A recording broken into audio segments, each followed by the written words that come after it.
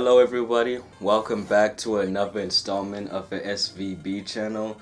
Today in WWE in a Week, we will be talking about the July 26th and 27th, I may have gotten that wrong, tapings of Raw and Smackdown. So let's get into it. We're going to start off with Raw, and the intro was pretty well done. It was actually quite exciting. It was quite different from the Raw we're used to, where it's like tonight is the night. It's a good thing we're past the Nickelback era of Raw, and sadly we're not past all the eras because Stephanie McMahon is still opening Raw segments.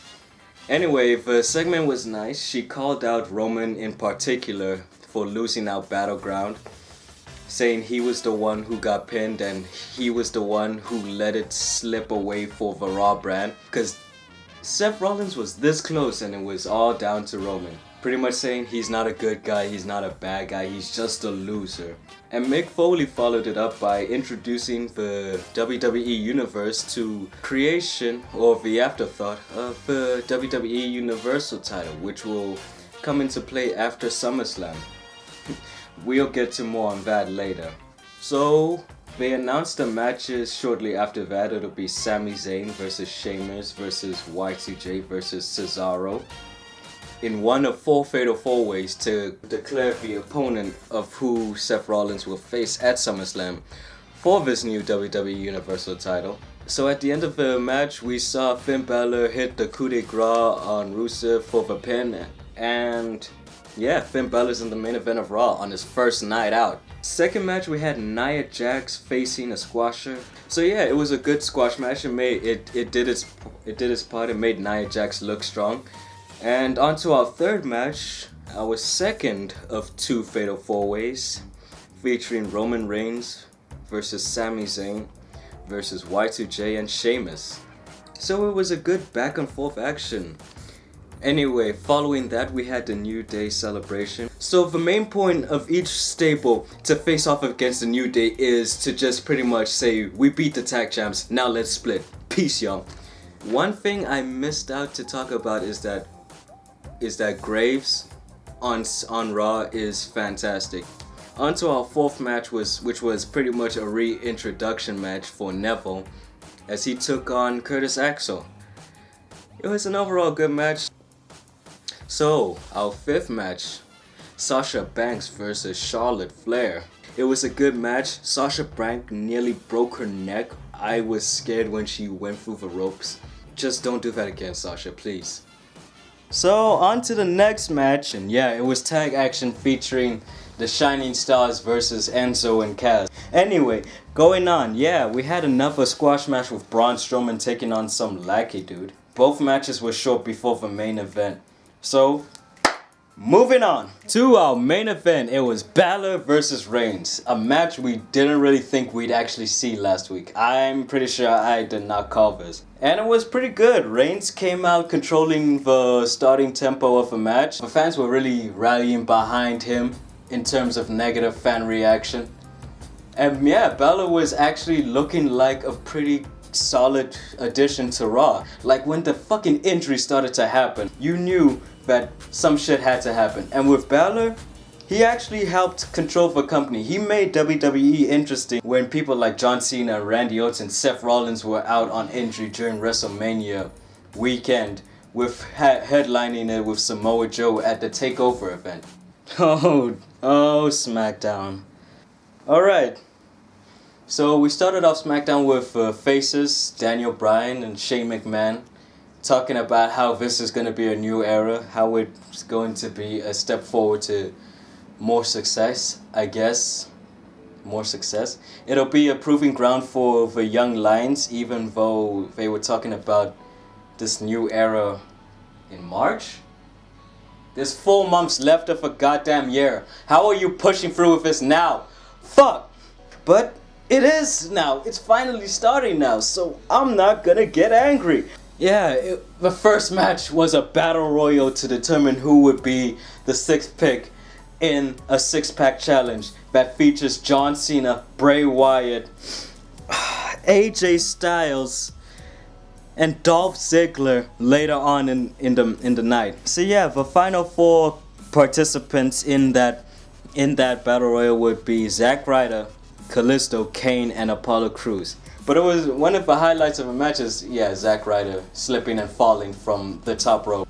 And we had a promo for Shelton Benjamin, which I marked the fuck out of. Holy Christ, yes, Benjamin is coming back to the WWE, hopefully.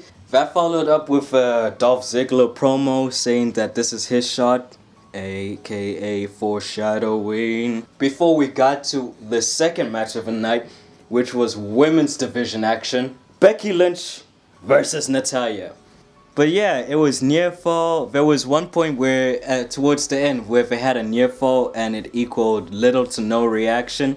But yeah, after the post interview by Becky, Alexa Bliss came out to sell herself. But it was just then that followed up with a swerve, because it was actually not Alexa Bliss, it was the entire women's division of SmackDown pretty much reintroducing themselves and showing off who they are. And then we had another segment with Miz TV, but instead it was Miz interviewing himself, which was another highlight of SmackDown's thin roster.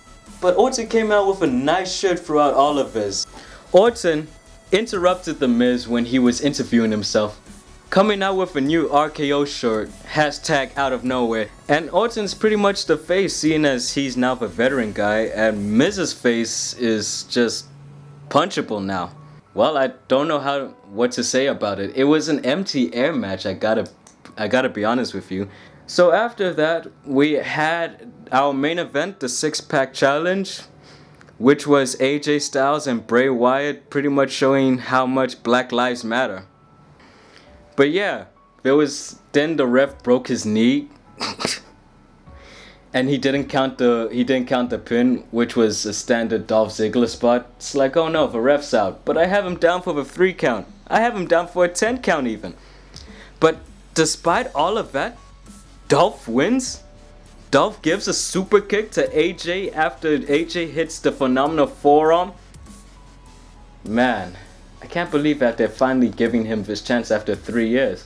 There's a lot of questions going on into WWE that actually go around the product for once and not around like what is management doing. It's finally for once gonna see what is gonna happen next week. I'm actually genuinely excited for Monday Night Raw and SmackDown. For once that I can only say I felt excitement for NXT.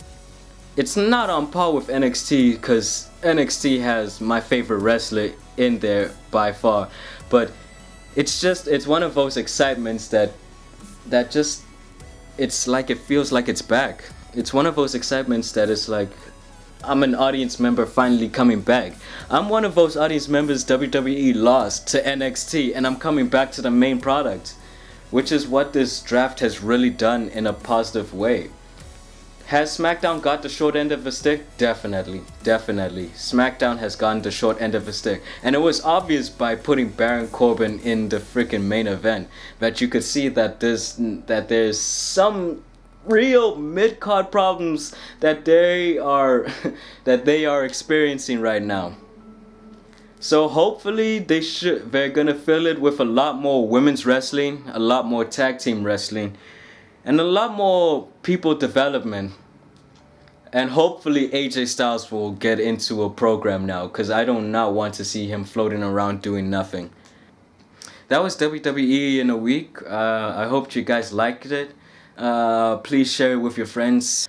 We're trying to make this turn into a weekly thing so we could, get it going. But obviously, being as a small channel, it's pretty hard to get those numbers. But for any of you who have clicked onto this video and have stuck through the entire thing, thank you so much.